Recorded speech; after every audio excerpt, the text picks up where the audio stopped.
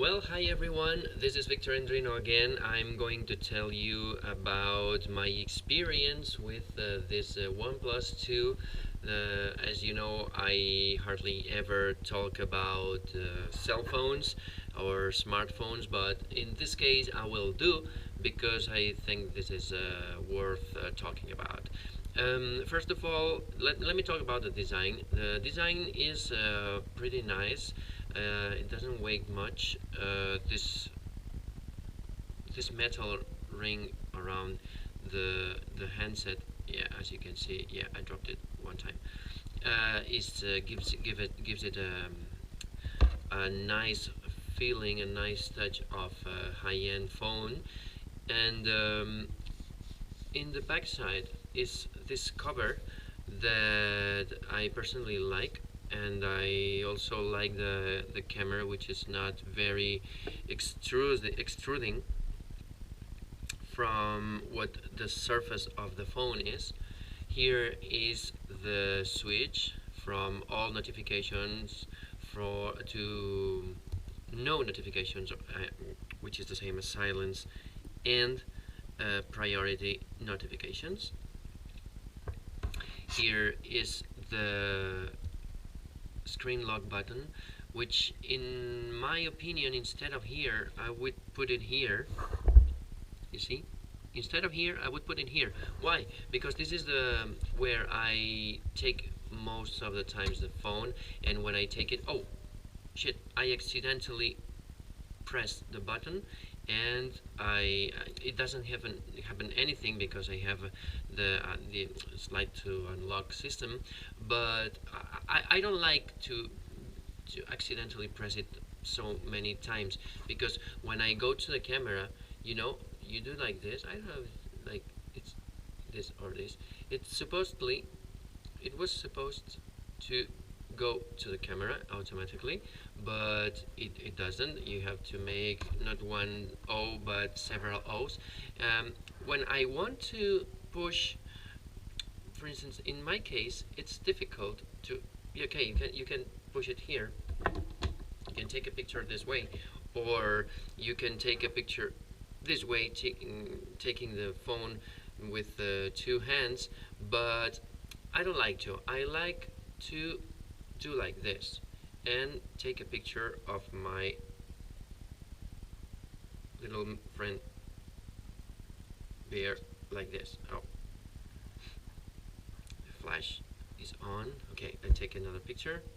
But when you're in a hurry, sometimes you can mistake one button for another, and just instead of taking the picture, locking the screen, and then go back again to what to do. I do another circle. Yeah, good. This time it worked, but not always works. Okay. Well, this is everything I had to say about the design. I love the gestures thing. You see, you push one time and you go to the home screen. You push two times and it goes to. I don't like this focus here. Well, never mind. Whatever. Better like this. Never mind. Okay. I like this gesture thing. This is gesture system when I have to do something quick and easy. For instance, when I need the torch to be on, then I turn it off. It's very nice. And when I need to go straight to the screen, and I tap two times, and it goes very well to unlock the screen. As you see, I have an app which is Slide Joy. I think that every time you do like this, it gives you money. I love making money with apps. As you can see here, I use many of those apps to earn money. But this is not the point. The point is that I love this screen. This is a very nice screen. It's a full HD. In following editions of the OnePlus, for instance, in the OnePlus 3, this could be evolved in the way that the Samsung Galaxy S7 has a much better screen than any other phone. Uh, Actually, much better than the iPhone, but this screen is more or less like the iPhone screen. I like this density of pixels is about 400 pixels per inch, which is a lot, and this gives the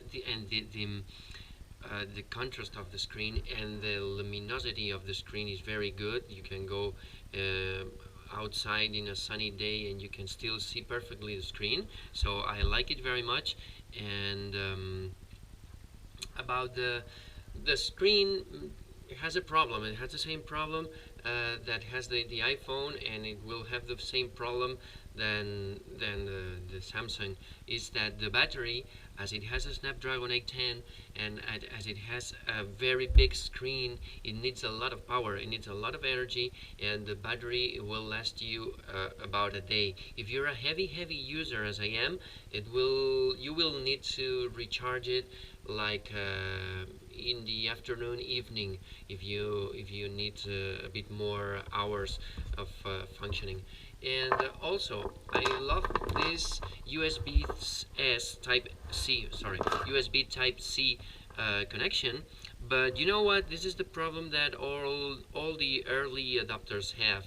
Is that this is the first device we have with USB Type C, which is lovely because I can connect it like this, or I can connect it like this, and it will go either way, like the lightning connector, and this will be the new standard. So I love it, and I hope all the other devices that will be manufactured in the future will feature it, because it's a really something new and something which is an evolution from the micro USB.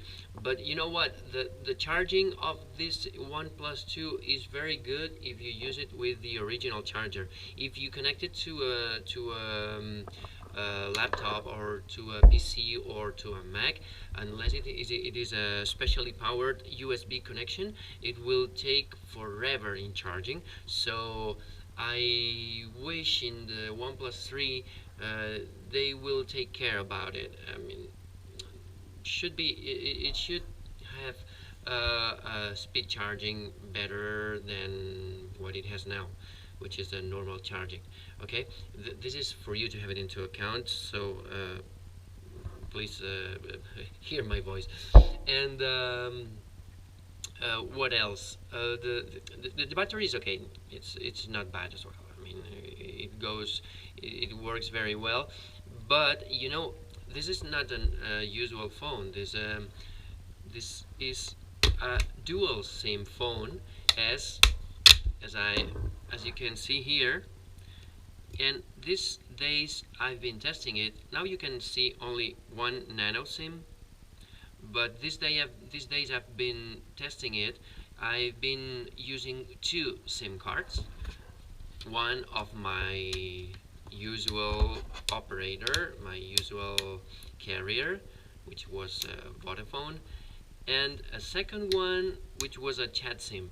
If you don't know what a chat SIM is, we'll recommend you to take a look at here, or click here and you will see my video of a chat SIM is, which is a SIM card that lets you chat with the main chat apps or messaging apps like WhatsApp, Telegram, Kik, iMessage, Facebook Messenger, anywhere in the world, and unlimited messages with for only 10 euros, or I don't know if it's $10 as well. Okay, so I had two SIM cards receiving coverage from different operators, which means that it has to work double, and this double work meant that the battery life was diminished considerably. So that's why I just ended up using only one SIM card, and in one phone, and another SIM card in another phone. So in this case, the storage was okay. The 64 gigabyte is a pretty nice amount of storage space, so it's okay. About the sound quality is very good. I didn't have any, as it was rumored, I didn't have any issue in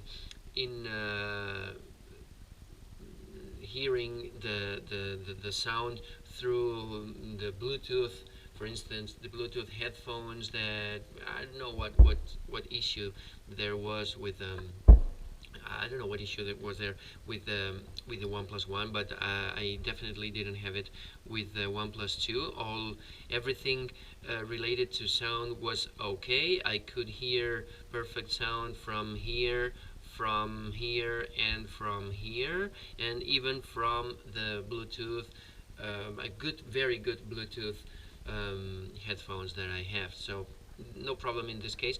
But there is there is a little issue in the case of the microphone, which if I'm not wrong, is here.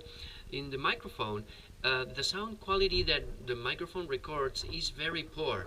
It's so poor that even though you're recording a 4K video, which is very good in this aspect, it records very good videos and makes very good photos, the sound quality taken through the microphone is very bad. It's like if you're recording a video in the year 96, and man, we're in the 2016, and this shouldn't happen. So please, I don't know if it's a hardware or a software issue, but please try to solve it in the next software update, because you have a very good proprietary OS, the Oxygen OS. It's not the Cyanogen mod, as no longer that one, but the Oxygen OS is very good. It keeps the gesture thing. It's pretty snappy, as you may see. It's very snappy. It goes very well, and it doesn't hang up. I had only one issue with one of the apps, which I think is a software thing, which is the filing things, that when going to the pictures, the first days it took forever in loading the pictures. I don't know why, but it was hell. I thought that the phone was hung up, but no, it just was processing the pictures to show me the pictures. I don't know what happened. Probably that I took out one of the two SIM cards, or I don't know what happened. That now it works very well. So it must be a software issue that you could try to solve in the next edition. What else? I don't know. I think everything's okay in this case. Let me see. Going to the settings, if is there anything that I miss. The Wi-Fi was okay, Bluetooth okay, SIM cards was okay, data use was okay. The buttons, it's nice having the possibility to invert the order of the buttons. This could be the back button, and this could be the app switcher button, and this could be well, this is only the home button. But if you don't like to press the button physically, the haptic ones, you can use a tiny bar here in the screen, on the screen, that gives you the software buttons, the gestures, the screens, sound and notifications, storage, battery. Well, everything was okay. Apps, users, okay. I didn't test this. I didn't test the fingerprint reader, because I didn't need to. The first time I used it, it was okay, and I say, okay, it reads my fingerprint. Okay, good. Nothing to say about this. I've heard that sometimes it doesn't recognize your finger, but this happens with all fingerprint sensors, so I won't take it into account. And as for the rest, everything was okay. So my question now, I am I'll try to answer the question. Do I miss my iPhone 6s? The answer is I miss it because I am I mean I'm hooked to Apple. You know, I have a laptop, Apple laptop. I have Apple Watch. I have an iPad. I have an iPod. I have everything from Apple, and this creates a closed circuit that lets me uh, see everything I have in all devices. So for me, it's much more practical having an iPhone than a OnePlus 2. But let me tell you something. There was a guy in the radio station, apart from the other two that already have the OnePlus One. There was a guy, a technician guy that is also devoted to Apple, that was seriously thinking about switching into Android, and only because of this OnePlus 2, because this is such a quality phone that would be a temptation for anyone. Okay, it's a very resistant and robust phone, as you can see here, and the protecting layer is very good as well. It comes with it. I could take it off, but I peel it off, but I don't like to do that. Okay, the camera was okay.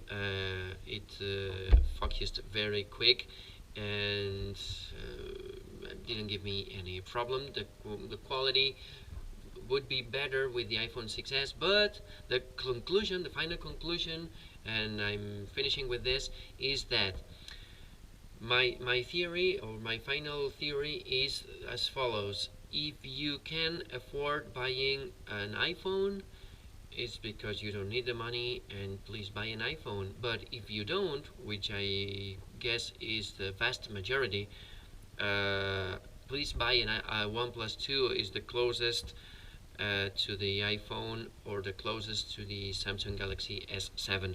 So okay, there are others. There are the Huawei, there's the LG, there are other options, but this is the only one that will cost you 340 something dollars or euros. So the relation between quality and price, who's the winner? Definitely the OnePlus 2. So very, very, very recommendable phone.